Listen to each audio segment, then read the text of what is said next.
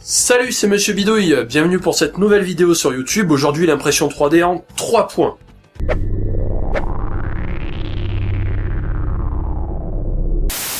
Comme son nom l'indique, l'impression 3D consiste à imprimer des formes en 3D. Pour cela, on utilise des imprimantes 3D. Mais avant d'expliquer le principe de fonctionnement d'une imprimante, voyons un petit peu les bases. Dans le monde de la 3D, il existe 3 axes, un pour chaque dimension. On les nomme X, Y et Z. Un plan est composé de 2 axes. On a donc 3 plans possibles, XZ, YZ et XY. Chaque plan est en 2 dimensions. Une imprimante 3D, comme son nom l'indique, fonctionne sur les 3 plans, alors qu'une imprimante tout court fonctionne sur un seul plan. Par convention, quand une machine fonctionne sur le plan horizontal, on considère que c'est le plan XY. Si les axes X et Y représentent le plan horizontal, l'axe Z lui rajoute la verticalité. Bon, une fois cette mise au point faite, on peut expliquer le principe de base de la quasi-totalité des imprimantes 3D actuelles. Attention, ça risque d'aller un petit peu vite. Une imprimante 3D fonctionne par superposition de couches sur l'axe Z. Chaque couche d'une certaine épaisseur est créée en 2D sur le plan XY. Et voilà, c'est tout pour aujourd'hui, merci et à bientôt.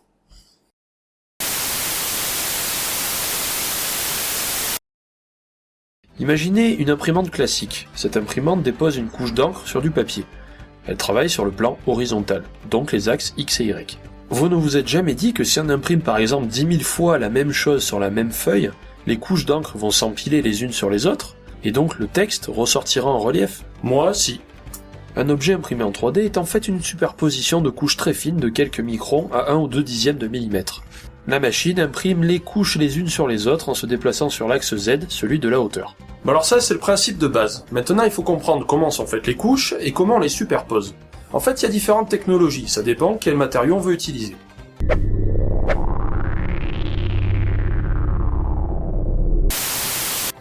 On va aborder ici 2 technologies, le frittage de poudre et la dépose de fil chaud. Le frittage est une technologie industrielle. Quand je dis ça, ça signifie une chose, ça coûte un bras. Il existe une règle inscrite dans le marbre depuis des temps immémoriaux. Quand c'est industriel, ça coûte cher. Bref, le fonctionnement est simple si on ne rentre pas trop dans les détails. On a d'un côté un bac plein de poudre et de l'autre un bac vide. Un rouleau pousse la poudre du bac plein et dépose une fine couche dans le bac vide. Un rayon laser, via un miroir qui se déplace sur le plan XY, vient lier les grains entre eux à des endroits précis.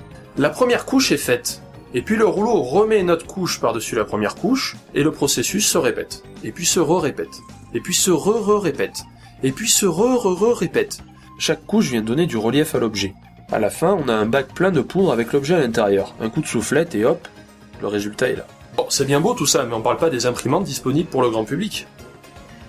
La dépose de fil chaud fonctionne toujours par superposition de couches, mais pas de la même manière que le frittage. Parce que sinon, ça s'appellerait frittage. Ça fonctionne comme un pistolet à colle, en beaucoup plus précis bien sûr. La matière de base est un rouleau de fil plastique. Le fil passe dans une buse qui fond la matière et ressort sous la forme d'un filament très fin.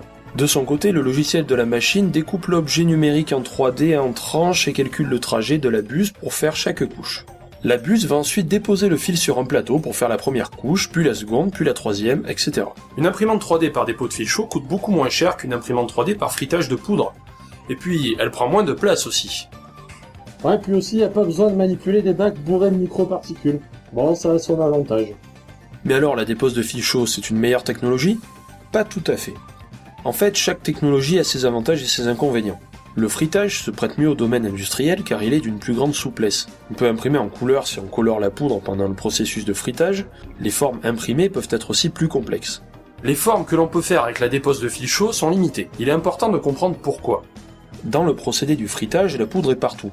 Je peux faire une arche verticale car les couches supérieures seront tenues par la poudre en dessous qu'on enlèvera après l'impression. Par contre, la dépose de fil chaud est limitée. Mon arche sera mal finie car le fil n'est pas tenu. On ne peut donc pas faire des objets avec les pentes extérieures trop accentuées ou des objets creux et plats au-dessus, parce que sinon ça tombe. Il est possible de ruser pour contourner le problème, imprimer l'arche à plat par exemple, ou imprimer un support qu'on élimine ensuite. J'espère que vous commencez à comprendre un point important, on ne peut pas tout faire avec une imprimante 3D.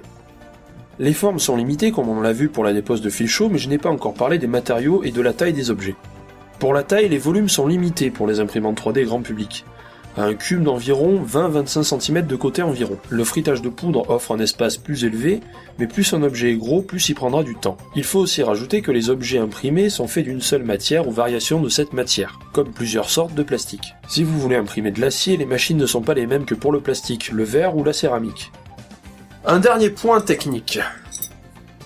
Dans la technologie du dépose de fil chaud, il est possible de remplacer la buse qui fond le plastique par autre chose. Du moment qu'on pose des couches de matière les unes sur les autres, on peut imaginer des choses assez marrantes. Prenez une buse qui peut déposer de la pâte à la place du plastique. Mais quoi comme pâte?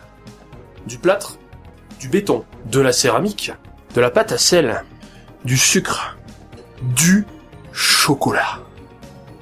Ah.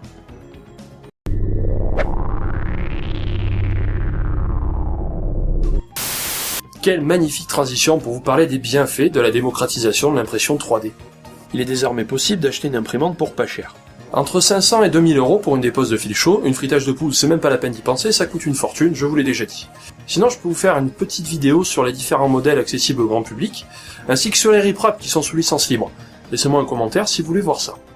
Jamais dans le monde du do-it-yourself, mis à part les fraiseuses pour une minorité de connaisseurs, on a eu la possibilité de produire en série. J'entends par là pouvoir produire plusieurs fois le même objet sans maîtriser de techniques particulières.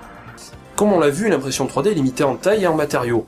Donc, on peut pas imprimer tous les objets du quotidien chez soi. Mais par contre, on peut en imprimer une partie, et surtout en concevoir une partie.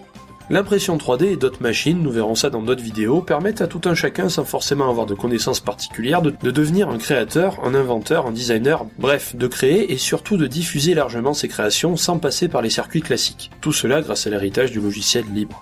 Si vous voulez voir une imprimante 3D en vrai, je vous conseille d'aller dans le Fab Lab le plus proche de chez vous. Pour savoir ce que c'est, je vous invite à aller voir le lien dans la description. En attendant, n'hésitez pas à partager vos idées, n'hésitez pas à créer vous-même. Vous entrez dans le monde des makers.